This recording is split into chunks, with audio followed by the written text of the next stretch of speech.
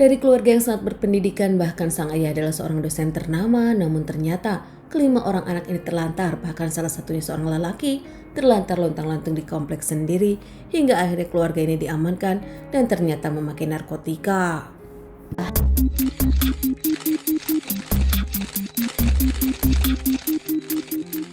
Salah satu keluarga di Cibubur ini mengaku mendapatkan bisikan gaib hingga akhirnya berbuat begini kepada buah hatinya sendiri. Kejadian lokasi ternyata di Grand Citra Cibubur. Mereka mengontrak rumah 30 juta per tahun dengan sang suami bernama Utomo Prabowo dan sang istri bernama Nurindia. Mereka tinggal mengontrak di perumahan Cibubur itu dengan kelima anaknya. Anak pertama kembar perempuan, sementara anak ketiga dengan keempat perempuan dan laki, dan anak kelima perempuan. Dengan tinggal 4 perempuan 1 laki-laki di rumah tersebut, anak-anak mereka nampak terlantar. Bahkan meskipun ada 2 mobil mewah terparkir di rumah mereka, nampak rumah mereka tak terurus sama sekali. Hingga akhirnya, suatu hari para warga melihat anak ketiga mereka, Dani, yang ternyata diusir dan lontang-lantung di luar rumah sendiri. Menurut para tetangga, bahkan Dani kerap tidur di tempat satpam dan Dani pun kerap kurang makan. Saat satpam dan para warga bertanya kepada Dani kenapa dirinya lontang-lantung di luar bahkan tidur malam, tak masuk rumah, Dani mengungkapkan kalau dirinya tengah dihukum oleh orang tuanya.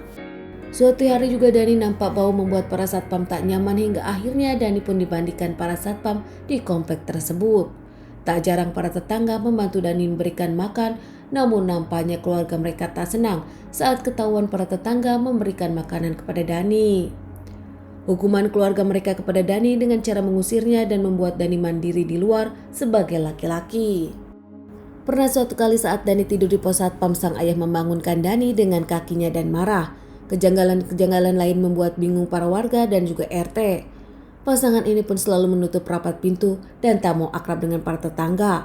Bahkan mereka tak mau bayar iuran dengan alasan mereka selalu tak ada di rumah saat pihak dari RT menagih uang iuran komplek. Rutinitas keluarga mereka pun bisa terlihat. Menurut para satpam, mereka kerap keluar malam dan subuh baru pulang. Bahkan siang-siang mereka kerap mendengar musik dibarengi oleh tangisan anak-anak kecil mereka. Saat tetangga mengetuk ingin komplain dan tak pernah dibuka oleh keluarga mereka. Para tetangga yang kesal apalagi melihat Dani terlantar di luar sempat memperingati Pak Utomo. Saat itu Pak Utomo tak terima meskipun diperingati para RT dan tetangga. Pak Utomo ngamuk dan gak peduli. Menurutnya itu adalah cara menghukum sang anak Dani.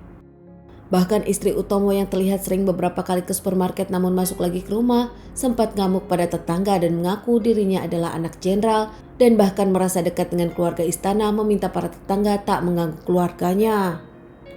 Akhirnya para tetangga yang mulai kesal melaporkan kepada KPAI terkait anak-anak mereka yang kerap menangis saat sang ibu membunyikan lagu kencang dan kebingungan siapa yang menjaga anak-anak saat pasangan ini keluar malam hingga subuh. Tak lama KPAI pun datang namun tetap dicegah oleh mereka hingga akhirnya KPAI melaporkan kepada pihak kepolisian dan polisi memaksa membuka pintu tersebut.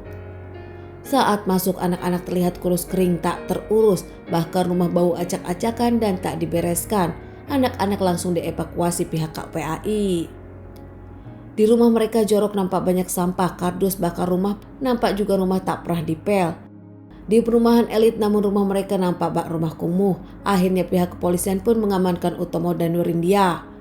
Ternyata saat diperiksa, Utomo sendiri adalah dosen Muhammadiyah Cilengsi, sementara Nurindia adalah ibu rumah tangga. Di kampus sendiri Utomo dikenal sebagai dosen yang baik, favorit, ramah dan juga dikenal penuh tawa. Gaji dosen memang tak banyak, namun mereka punya banyak kontrakan hingga akhirnya memang mereka banyak uang. Belakangan Utomo cuti panjang katanya urusan keluarga. Utomo menjelaskan kalau dirinya dipitnah oleh para tetangga, bahkan menurut Utomo, Dani memang nakal dan dirinya tengah menghukum Dani. Dani bisa pulang kapan saja, namun masalah makan, Utomo menjelaskan dia tak suka para tetangga memberikan Dani makan namun membicarakan Dani. Utomo pun mengungkapkan kekesalannya karena para tetangga terlalu ikut campur kepada keluarganya dan kerap mau tahu tentang urusannya dengan sang istri. Saat pihak kepolisian menyelidiki pihak tetangga dan menyelidiki rumah mereka, ternyata ketahuan di rumah mereka ada tanda-tanda pemakaian dan penggunaan barang terlarang hingga akhirnya mereka berdua dites dan ternyata positif menggunakan barang narkotika jenis sabu. Mereka pun akhirnya mengakui kalau mereka memang memakai dengan alasan mereka harus tirakat. Karena mereka mendapatkan bisikan, sang istri tahu kalau sang istri adalah titipan Majapahit, Nurindia punya kekuatan sementara Utomo mengaku dirinya titisan Pangeran Raja Mangkunegoro Solo. Mereka kerap melakukan tirakat Jumat dengan kondisi fit hingga akhirnya memakai narkotika. Bahkan mereka yakin kelima anak mereka adalah anak raja yang tak bisa diatur hingga tak pernah dipaksa makan atau diurus.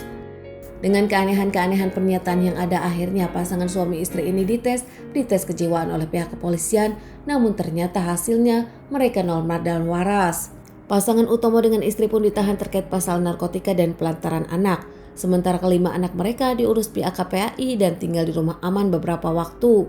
Hingga akhirnya keluarga menjenguk kelima orang anak ini dan akhirnya dibawa pulang oleh keluarga besar dan tinggal bersama mereka.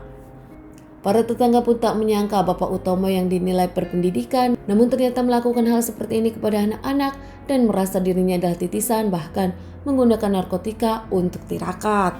Teman-teman, sekian dulu bahasan kasus yang aku bawakan kali ini. Semoga bahasan kasus ini bisa dijadikan pelajaran untuk kita semua dan ditunggu bahasan kasus-kasus selanjutnya.